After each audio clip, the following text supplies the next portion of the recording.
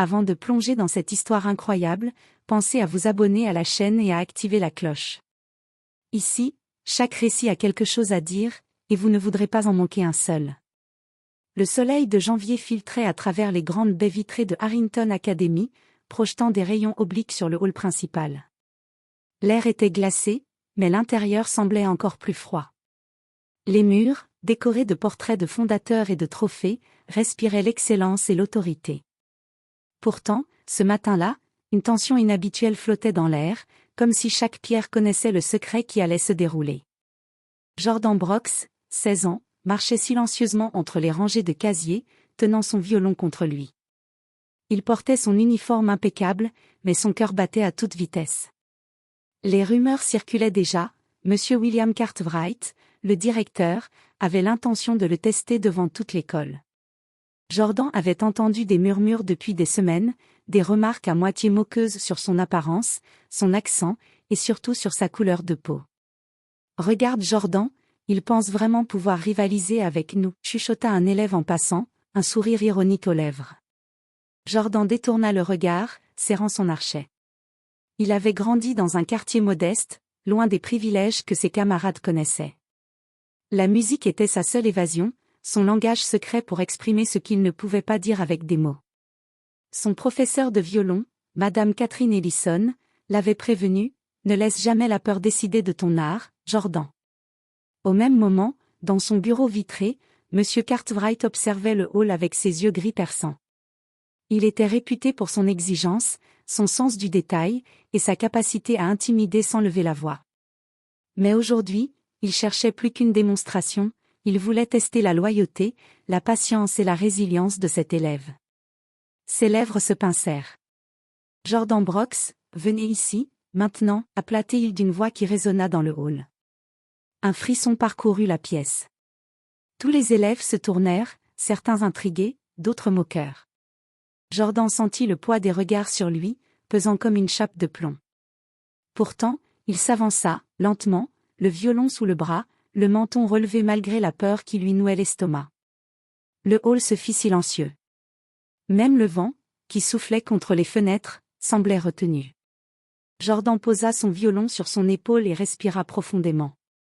Il savait que ce moment pouvait changer sa vie, ou, au contraire, confirmer toutes les idées préconçues que les autres avaient sur lui. Il regarda Monsieur Cartwright droit dans les yeux.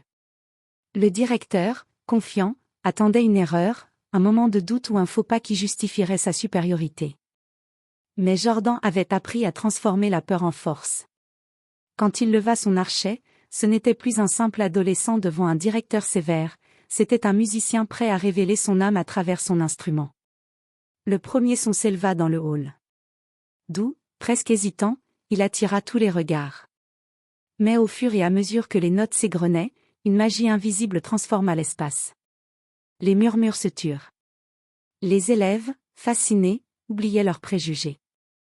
Même M. Cartwright sentit quelque chose qui le dérangeait profondément, un mélange d'admiration, de surprise, et de honte. Ce n'était pas qu'un test de talent. C'était un moment où l'authenticité, la passion et la dignité de Jordan allaient défier chaque jugement silencieux de l'école. Et personne ne reviendrait jamais en arrière après ce qui allait se passer. Le dernier accord du violon résonna dans le hall. Les notes semblaient suspendues dans l'air, tremblantes mais puissantes. Jordan posa lentement l'archet, le souffle court, le cœur battant comme un tambour. Son regard croisa celui de M. Cartwright, qui était immobile, figé. Pour la première fois, le directeur ne parlait pas, ne bougeait pas, incapable de masquer son émotion. Un silence pesant s'installa. Puis, un léger murmure parcourut la salle. Il est incroyable. Chuchota une élève, Maya Jefferson, la meilleure amie de Jordan. Je n'avais jamais entendu quelqu'un jouer comme ça. Ajouta Ethan Cole, un camarade de classe surpris. Jordan sentit une bouffée de fierté, mais aussi la peur de ce qui allait suivre. Monsieur Cartwright s'avança lentement, ses pas résonnant sur le parquet poli.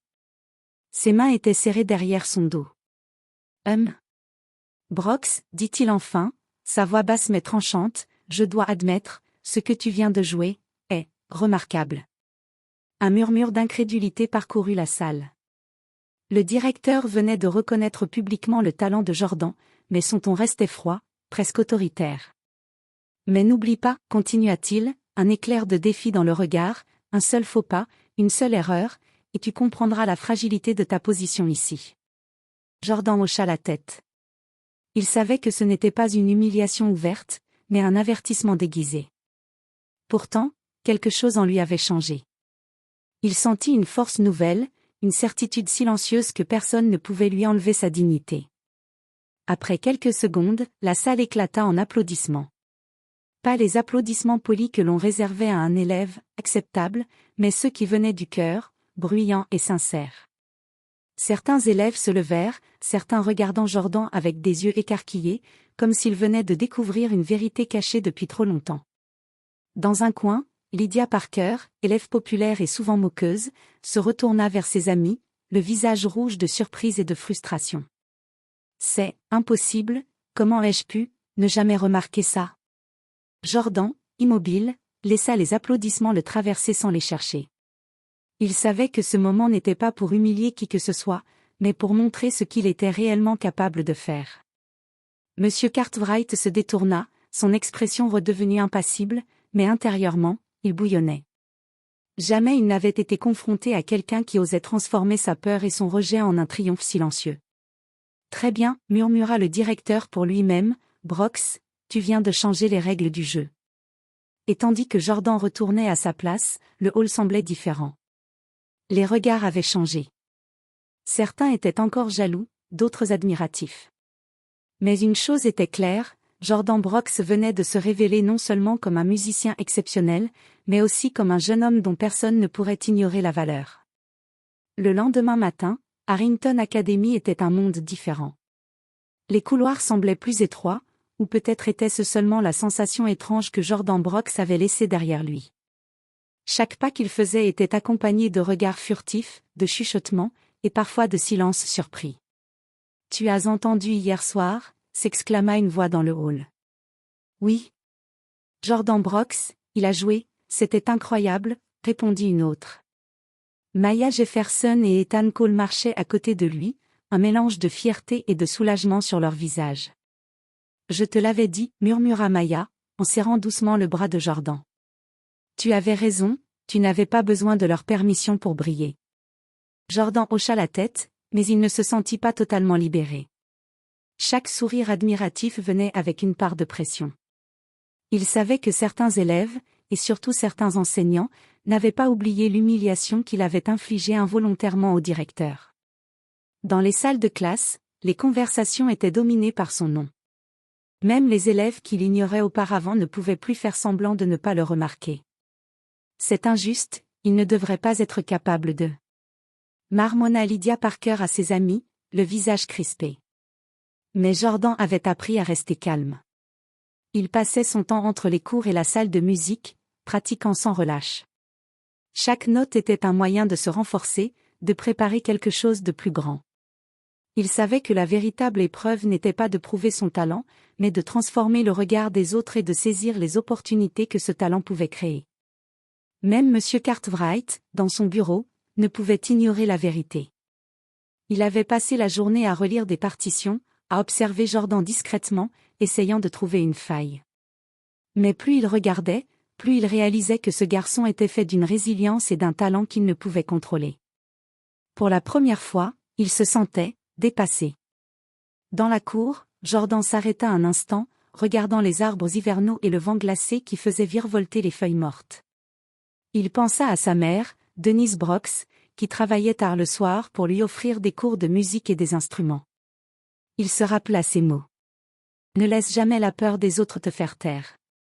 La musique est ta voix, utilise-la. » Et c'est exactement ce qu'il faisait. Chaque regard admiratif, chaque chuchotement jaloux, chaque silence respectueux dans les couloirs n'était qu'une étape dans sa transformation. Jordan savait que son moment le plus important n'était pas encore arrivé. Le défi qu'il venait de surmonter n'était que le début d'un chemin beaucoup plus grand. Alors qu'il passait devant la salle du directeur, il leva brièvement les yeux vers M. Cartwright. Leurs regards se croisèrent. Cette fois, le directeur n'avait rien à dire. Son silence était lourd de reconnaissance, mais aussi de frustration. Et dans ce silence, Jordan comprit que le vrai pouvoir ne venait pas de l'autorité, mais du talent et de la détermination. Le murmure des couloirs se transforma peu à peu en respect silencieux. Et Jordan, avec son violon toujours à portée de main, savait que le prochain chapitre de sa vie musicale allait commencer, plus grand et plus brillant que tout ce qu'il avait imaginé. Quelques semaines après sa performance dans le hall, l'école annonça le concours annuel de musique inter-établissement. Les meilleurs musiciens de la région devaient se retrouver à l'auditorium municipal, devant un jury réputé pour sa sévérité et sa neutralité.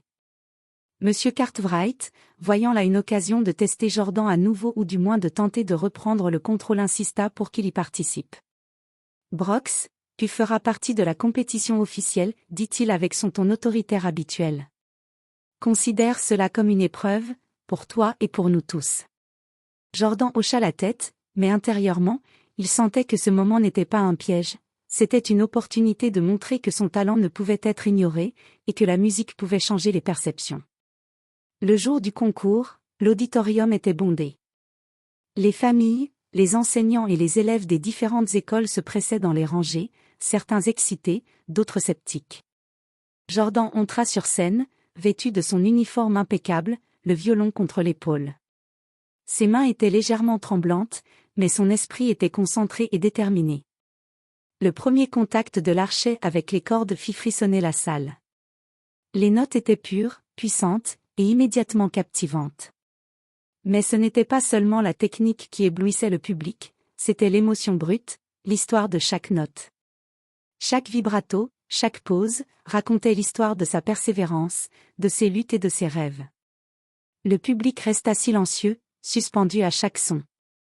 Les juges, habitués à juger avec froideur, échangèrent des regards incrédules. Certains murmuraient entre eux. Il joue comme un professionnel déjà. Impossible pour un adolescent, et si jeune. Au bout de quelques minutes, les applaudissements explosèrent. Les élèves de Harrington Academy, ceux qui avaient douté de lui ou essayé de le minimiser, se levèrent spontanément, incapables de contenir leur admiration. Les autres écoles n'avaient jamais vu quelque chose de comparable. Monsieur Cartwright, assis au premier rang, sentit son visage se tendre. Chaque note que Jordan jouait était une révélation silencieuse, un message clair, le talent ne pouvait pas être contenu par les préjugés ou l'autorité. Son élève, qu'il pensait pouvoir intimider et contrôler, venait de le surpasser publiquement de manière irréfutable. À la fin de la performance, Jordan posa son archet, haletant légèrement. Le silence revint pendant un instant, presque religieux, avant que tout l'auditorium n'éclate en une ovation tonitruante. Les gens se levèrent, applaudissant et acclamant, certains les larmes aux yeux. Les juges, bluffés, échangèrent des notes et se levèrent également. « Mesdames et messieurs, dit la présidente du jury, les yeux brillants, nous n'avons jamais entendu une telle maîtrise et une telle émotion de la part d'un musicien si jeune. C'est un prodige. » Dans ce moment, Jordan comprit quelque chose, il n'avait pas seulement gagné l'admiration de ses pairs, il avait brisé les barrières que l'on tentait de lui imposer. La victoire n'était pas simplement pour le concours, mais pour chaque instant où il avait été ignoré ou sous-estimé. Monsieur Cartwright se leva enfin, les mains tremblantes. Il ne pouvait plus nier la vérité, Jordan Brox venait de changer sa perception du talent et du mérite. Pour lui et pour toute l'école, le monde venait de basculer d'un simple coup de violon. Les jours qui suivirent le concours furent étrangement calmes. Le talent de Jordan Brox avait fait le tour de toutes les écoles participantes, des réseaux sociaux locaux, et même de certains journaux. Les applaudissements de l'auditorium étaient encore dans les mémoires de chacun. Mais pour Jordan, le vrai défi n'était pas encore terminé. Monsieur Cartwright, quant à lui, était tourmenté. Il avait tenté de minimiser la performance, de trouver des défauts à signaler, mais il n'avait rien trouvé. Chaque note, chaque expression musicale de Jordan lui rappelait la vérité, il avait sous-estimé cet adolescent. Pour la première fois, il ressentait l'humilité et le poids de ses préjugés. L'école décida d'organiser une cérémonie de reconnaissance pour les participants du concours, et naturellement, Jordan fut invité sur scène. Les élèves, silencieux au début, éclatèrent en applaudissements dès qu'il apparut. Certains camarades qui autrefois avaient ri ou ignoré Jordan, le regardaient maintenant avec un mélange d'admiration et de respect, incapables de détourner les yeux.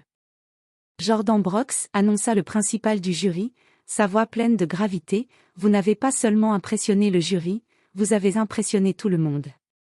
Votre musique raconte une histoire que personne ne pourra jamais oublier. Monsieur Cartwright, debout au premier rang, sentit une boule se former dans sa gorge. Il ne pouvait plus reculer. Lentement, il fit un pas en avant et s'adressa à Jordan devant toute l'école. Jordan, je dois te féliciter. Hier, aujourd'hui, et toujours, tu as montré ce que signifie le vrai talent. Tu m'as rappelé que la discipline et l'autorité ne suffisent pas à définir la grandeur, seulement la passion et le courage. Le silence empli de tension se rompit lorsque le directeur tendit la main à Jordan. Ce geste, si simple, représentait bien plus, la reconnaissance de sa valeur, la fin des préjugés implicites et le début d'une nouvelle ère pour l'école. Jordan, humble mais ferme, serra la main du directeur. Il avait gagné plus qu'un concours, il avait transformé le regard de tous sur lui et sur ce que signifie mériter sa place par le talent et la dignité. Dans les jours suivants, les élèves commencèrent à l'inviter à jouer pour des événements scolaires, des concerts, et même des émissions locales. Son violon n'était plus un simple instrument, il était devenu un symbole de persévérance, de courage et de justice silencieuse. Et tandis que Jordan continuait à pratiquer, perfectionner son art et inspirer les autres, il savait que son plus grand triomphe n'était pas le concours ou l'admiration, mais d'avoir transformé la peur et la méfiance en respect et en reconnaissance. Harrington Academy ne serait jamais plus la même. Et Jordan Brox, avec son violon toujours à portée de main, était prêt à écrire les chapitres suivants de sa vie, où chaque note serait une victoire sur les préjugés et les attentes des autres.